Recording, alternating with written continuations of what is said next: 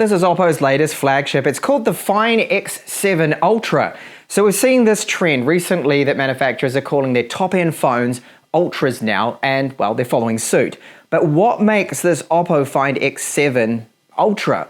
Well, it's got two periscopic cameras on the rear of it. So we have four 50 megapixel cameras on the rear. The ultra-wide, the main camera, which is a 1-inch type sensor, a 2.8 times optical zoom camera periscopic, and then a 6 times optical zoom camera periscopic there. This screen, well, this here is a 6.8 2-inch LTPO AMOLED screen up to 120 Hz. It's super bright, very fluid as you can imagine, powered by the Snapdragon 8 Gen 3. Now, my model here that I bought has 16 gigabytes of RAM and 512 gigabytes of UFS 4.0 storage. So just what is included? Well, we do get a lot with Oppo. They give us a TPU case. Now, this coming from the manufacturer means it's going to fit perfectly. It does cover that rather large camera module and it fits all of the sides too. And it's a great case. Matte finish to it, TPU type case. There is a bit of paperwork, but there's been an import version here. Well, it's all in Chinese. There's a SIM tray tool. And where I bought this from is these guys here. So Trading Shenzhen, I use them a lot and no problems getting this down. Even in New Zealand, it took about 11 days or so to make it to me, and there were no import taxes on that either, which is good. And then our charger, well, that is a 100-watt charger, good size to it. It's basically the same charger you get with the OnePlus 12, and then our Type A to Type C cable from them. So I like the look of this phone. I think it looks really good. So we have the synthetic style fake leather on the back with the stitching. Oppo does stand out there. Build quality is excellent. Feels really nice in hand. And you'll see the back of it, it to me looks business, right? With these cameras. Look at this camera module. It is huge. Yes, it does stick out quite a bit. And you can see the Hasselblad right there branding. So they're doing the color optimization for Oppo. So the main camera, that is right here. That is our 1-inch type sensor. So 50 megapixels. All of these sensors are 50 megapixels here on the rear. And we've got our ultra wide and then a 2.8 times periscopic camera and then a 6 times optical zoom periscopic camera. So there's a lot going on here with the back of it. And then we've got a dual tone flash right there. It just, I think, looks stunning. Really nice phone. So rounded corners on it, dual loudspeakers, Type-C port. Well, this is USB 3.2 video out support. It's clone display. It does take the SIM tray to nano SIMs. A microphone here, and you can just see the antenna lines. Now, this is a matte finish to the outer metal frame. IR transmitter at the top, secondary microphone, and that other loudspeaker. Weight-wise, it's 221 grams, so it's not light. It does feel solid. And the thickness of the phone, well, it's not super thin either. This is 9.5 millimeters, and that's not including that camera module, which you can see is sticking out quite a bit. This screen is an LTPO 120 Hz AMOLED Quad HD Plus resolution, 6.82 inches. Curved glass too, so on the edges it does curve away a little bit. You get a tiny bit of color distortion there, but in hand feels really nice. I mean, I think it feels a bit better in hand than my S24 Ultra with its squared edges and flat screen. Now, I do prefer flat screens. Yes, I like those. But when you're holding it, it's just a little bit nicer here, I think. Now, that fingerprint reader, let me just demonstrate that. It's working really well. It's optical. So there we go. Unlocks pretty much straight away. No problems with it. I'll do that again. And I do have double tap to wake and turn off the screen too as well. You can see tap tap's going to wake it up. And a really good fingerprint reader. So it does have a pulse width modulation of 2160 Hz. I don't see any flicker, and everything responds to touch really well. Color OS based off Android 14, really quick and smooth. They really push the performance with this model. You'll see later on too. Now, Oppo's claim is the brightness can go up to 4500 nits. It certainly is very clear in direct sunlight. I have no issues using this display and seeing it. Everything is legible. It looks great in direct sunlight. And then the cutout here. Okay, we've got a bit of a cutout, and that is a 32 megapixel sensor. And with the Find X7 Ultra, we do get 4K 30 and 4K 60 front-facing vlog video. So with my review process, I started out on an earlier firmware, but I had to retest a lot of things because this came out, which is the big update that the Find X7 Ultra has received. So this improved system, camera, everything, performance has all been greatly improved compared to what it was before. So I did a lot of these tests all over again just because of this latest new patch. So being an import version, yes, there is a lot of Chinese domestic apps that are going to be pre-installed. There's a lot of bloatware, so you need to go through and clean all that out. Now, Trading Shenzhen, where I bought this from, they did install Google Play for me and the Gboard too. So Google Board is on board. You can type straight away and it doesn't take too long to sort this out, but yeah, there's a bit of bloat. Now, if you get the global version, if that is going to be released, that is, then you won't see all of that bloat before. It'll probably look a little bit more like this. So very similar, even though this is Color OS 14, very similar to Oxygen OS. Well, they're kind of basically the same there. So you can get a decent kind of battery runtime out of this. However, I did discover that this only went for 9 hours and 1 minute with my fixed battery life test here. So this is a looping benchmark PC mark, and it runs from 100% battery right down to 20, and it gave me this result here, 9 hours and 1 minute. So this is falling behind the OnePlus, which gets over about 10 hours, and close to around 12 hours or so is the Samsung Galaxy S24 Ultra. So I found the battery life so far to be a little bit disappointing. I think there's more optimization is needed. Now, real world kind of use, about 7 hours on screen time. Actually below that, probably about 6.5. It's not really amazing. It's okay. You'll definitely be charging every night. But the good news is charging speeds are really quick. So 100 watt charging, it went here from 15% battery to 100 in only 24 minutes. So that is fantastic.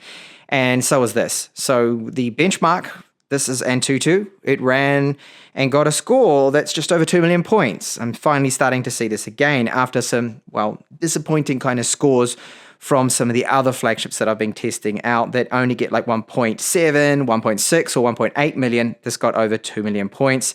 Thermals, it went up 11 degrees. It does get hot, this phone, I have noticed gaming, and you'll see later on.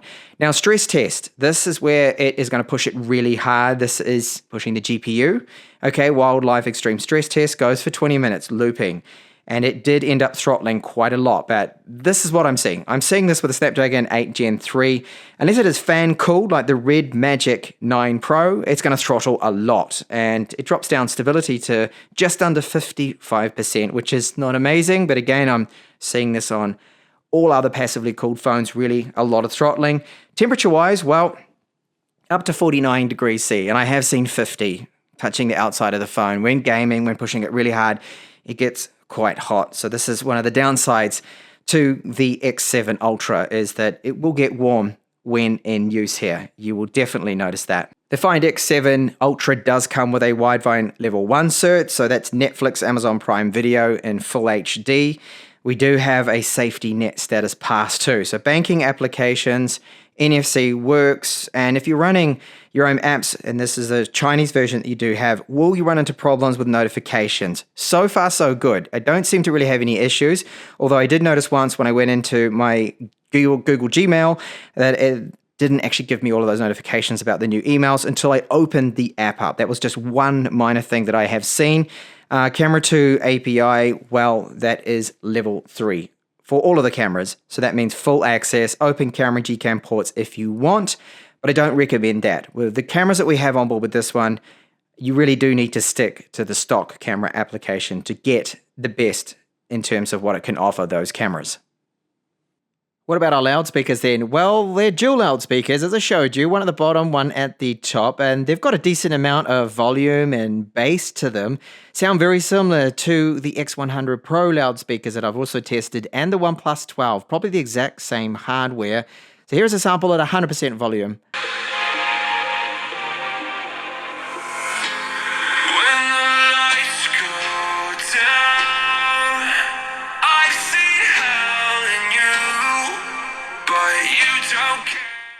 How about gaming performance? Well, Genshin Impact with the top setting set to 16 frames per second, as you'd expect really for a Snapdragon 8 Gen 3 with 16 gigabytes of RAM. Well, it is really good. This does not seem to show any signs of lag. You get the occasional frame dips depending on the area of the map, but in general, that performance is rock solid. The only downside is, as you guessed probably, thermals.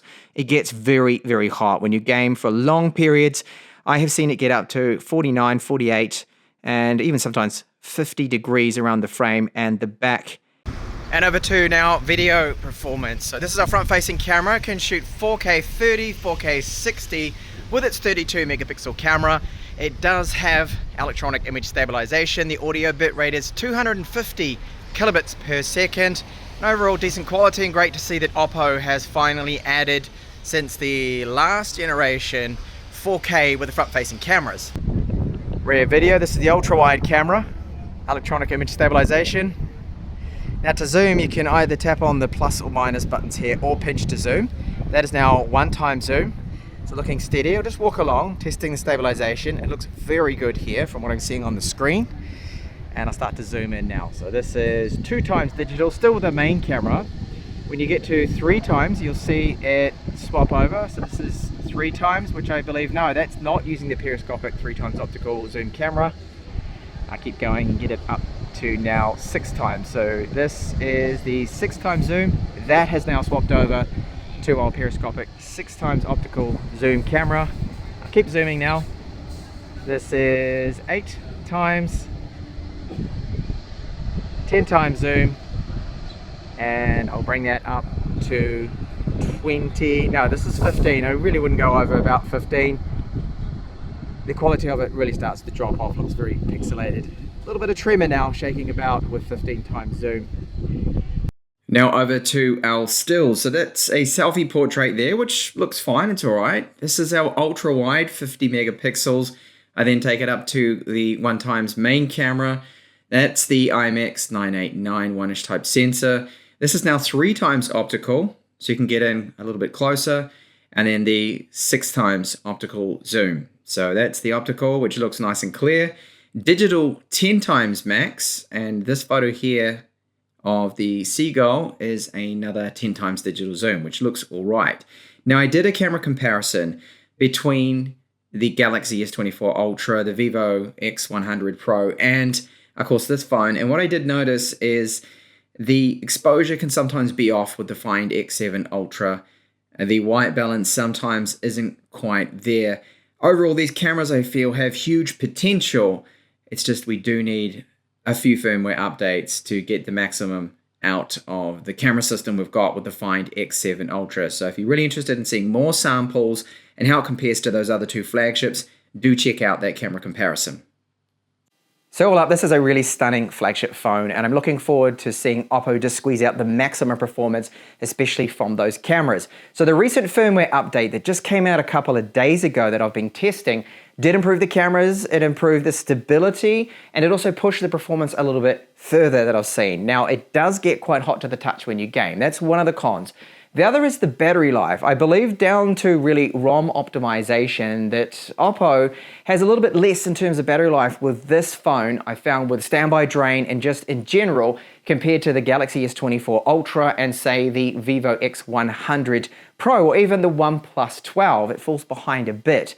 So I hope they can pick up in that area. The other is the cameras. It's got a lot of potential, but I found in my camera comparison, make sure you do check that out, that between the Vivo X100 Pro and the Samsung Galaxy S24 Ultra, that were zoom cameras, this one did fall behind. Now it can better the S24 Ultra, but it didn't better the X100 Pro with its Zeiss lenses from Vivo. I felt this was a little better.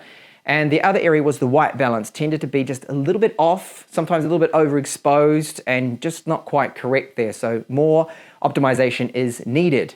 Now the screen is fantastic, the performance very good, and the build quality is great. I love the look of this. I think it really looks business, the Oppo X7 Ultra here. And all up, it's a phone that I can recommend for those of you that want to take a bit of a risk and import one in because it's not out yet globally. Will it be out globally? Unfortunately, I don't have a direct contact with Oppo. They're just not talking to me at all. I really hope it is coming out globally. And if it does, this could really put some pressure on the big players like, well, Apple, Samsung, and a few others out there just to pressure them in because this is really a step ahead when it comes to camera performance. That 1-inch type sensor also has so much potential. You saw from some of the macro shots that I showed you and just what this can do. It really is a capable flagship here. If you're after just the absolute best in cameras, Not quite there yet, but I believe with some firmware updates, it will certainly be in the top 3, the Oppo X7 Ultra here, the Find X7 Ultra. So thank you so much for watching this review, and I might have some more camera comparisons and follow-up videos with this particular model here, so make sure you do subscribe for that.